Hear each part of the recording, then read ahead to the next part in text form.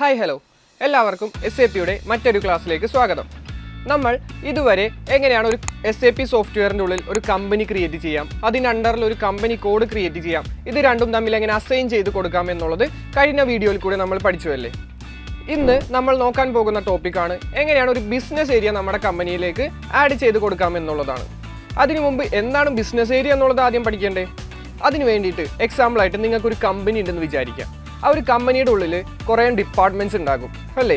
എക്സാമ്പിളായിട്ട് പറയുകയാണെങ്കിൽ പ്രൊഡക്ഷൻ്റെ കാര്യങ്ങൾ നോക്കാൻ പ്രൊഡക്ഷൻ ഡിപ്പാർട്ട്മെൻറ്റ്, ഫൈനാൻസിൻ്റെ കാര്യങ്ങൾ നോക്കാൻ ഫൈനാൻസ് ഡിപ്പാർട്ട്മെൻറ്റ്, പിന്നെ HR department, sales department, marketing department, അങ്ങനെ കുറേ എന്തുണ്ടാകും ഡിപ്പാർട്ട്മെൻറ്റ്സ് ഉണ്ടാകും.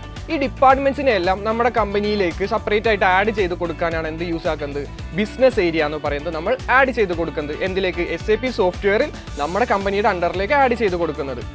ഓക്കെ, ഇതെങ്ങനെയാണ് നമ്മുടെ സിസ്റ്റത്തിലേക്ക് പ്രാക്ടിക്കലായിട്ട് ചെയ്യാമെന്നുള്ളത് നോക്കിയാലോ. അതിന് വേണ്ടിയിട്ട് ആദ്യം തന്നെ നമ്മുടെ SAP സോഫ്റ്റ്വെയർ ലോഗിൻ ചെയ്യാം. ഞാനിവിടെ എൻ്റെ SAP സോഫ്റ്റ്വെയർ ലോഗിൻ ചെയ്തിട്ടുണ്ട്. ഇനി എങ്ങനെയാണ് നമ്മുടെ ബിസിനസ് ഏരിയ ആഡ് ചെയ്ത് കൊടുക്കാമെന്നുള്ളത് നോക്കാം.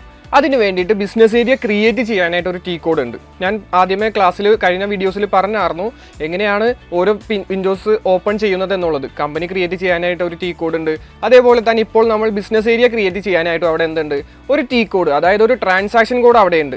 ഓക്കെ, അതിന് വേണ്ടിയിട്ട് എൻ്റെ കമ്പനിയുടെ അണ്ടറിൽ ഒരു ബിസിനസ് ഏരിയ ക്രിയേറ്റ് ചെയ്യാനുള്ള T കോഡ് ഞാനിവിടെ കൊടുക്കുകയാണ്. അതായത് /NOX03 എന്നുള്ളതാണ് ഒരു ബിസിനസ് ഏരിയ ക്രിയേറ്റ് ചെയ്യാനായിട്ട് വരുന്ന T കോഡ്.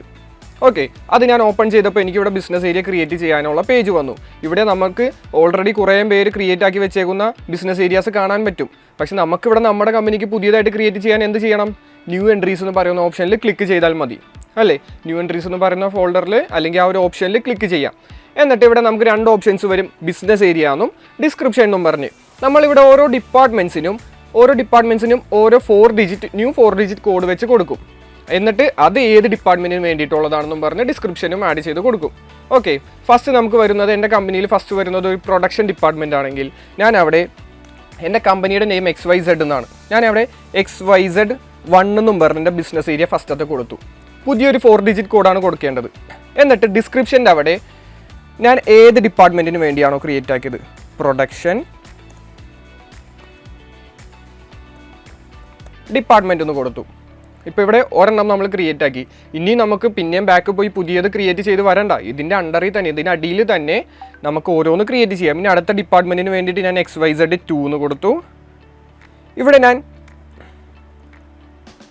ഫൈനാൻസ് ഡിപ്പാർട്ട്മെൻറ്റ് എന്നും കൊടുത്തു.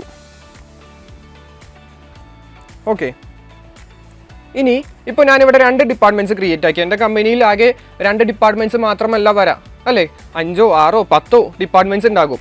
ഇവിടെ അടുത്തത് ആഡ് ചെയ്ത് കൊടുക്കാനായിട്ട് XYZ3 എന്ന് കൊടുത്തു.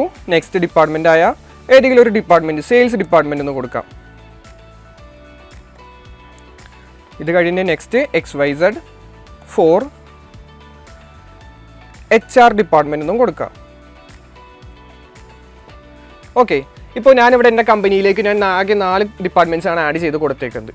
ഓക്കെ, ഏതൊക്കെയാണ്? Production department, finance department, sales department, HR department.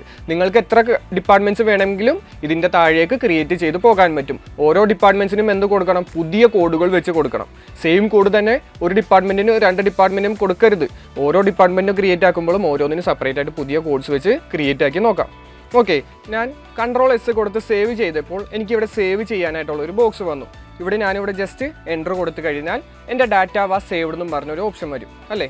ഞാനിപ്പോൾ ക്രിയേറ്റ് ആക്കിയ 4 ഡിപ്പാർട്ട്മെൻറ്റ്സ്, അതായത് production department, finance department, sales department, HR departments എൻ്റെ കമ്പനിയിലേക്ക് വേണ്ടിയിട്ട് 4 എണ്ണം ക്രിയേറ്റ് ആക്കി കൊടുത്തു. അപ്പോൾ ഇതുകൊണ്ട് യൂസ് എന്താണെന്ന് വെച്ച് കഴിഞ്ഞാൽ, നമ്മളിപ്പോൾ ഫിനാൻസ് ആണ് പഠിക്കുന്നതെങ്കിൽ നമ്മളിപ്പോൾ ഏത് ഡിപ്പാർട്ട്മെൻറ്റിന് വേണ്ടിയിട്ടാണോ എക്സ്പെൻസ് കൊടുത്തത്, അതായത് ക്യാഷ് കൊടുത്തത്, പൈസ കൊടുത്തത് ഏത് ഡിപ്പാർട്ട്മെൻറ്റിന് വേണ്ടിയിട്ടാണെന്നുള്ളത് നമുക്ക് അവിടെ സ്പെസിഫൈ ചെയ്യാൻ പറ്റും. ഓക്കെ, നമുക്ക് ഏത് ഡിപ്പാർട്ട്മെൻറ്റിൻ്റെ കയ്യിൽ നിന്നാണോ ക്യാഷ് കിട്ടിയെന്നുള്ളതും, ഇപ്പോൾ സെയിൽസ് നടത്തുമ്പോൾ നമുക്ക് സെയിൽസ് വഴി ക്യാഷ് കിട്ടുമല്ലേ. അപ്പോൾ സെയിൽസ് ഡിപ്പാർട്ട്മെൻറ്റിൻ്റെ കയ്യിൽ നിന്ന് ക്യാഷ് കിട്ടുമ്പോൾ നമുക്ക് ഏത് ഡിപ്പാർട്ട്മെൻറ്റ് വഴിയാണോ ക്യാഷ് കിട്ടിയെന്നുള്ളതും നമുക്ക് അവിടെ എൻ്റർ ചെയ്ത് കൊടുത്തു കഴിഞ്ഞാൽ റിപ്പോർട്ട്സ് എടുക്കുമ്പോൾ നമുക്കത് എളുപ്പമായിരിക്കും. എവിടെ നിന്നാണ് കിട്ടിയത്, എവിടേക്കാണ് നമുക്ക് കൂടുതൽ എക്സ്പെൻസ് പോയത് എന്നുള്ളതെല്ലാം നമുക്ക് കിട്ടും. ഓക്കെ, ഇത്രയുമാണ് ഒരു ബിസിനസ് ഏരിയ ക്രിയേറ്റ് ചെയ്യാനായിട്ട് നാം ഉപയോഗിക്കുന്നത്. നമ്മൾ എങ്ങനെയാണ് നമ്മുടെ കമ്പനിയിൽ ഒരു ബിസിനസ് ഏരിയ ആഡ് ചെയ്യാമെന്ന് പഠിച്ചല്ലേ. ഇനി നെക്സ്റ്റ് വീഡിയോയിൽ പുതിയൊരു ടോപ്പിക്കുമായിട്ട് കാണാം. Thank you.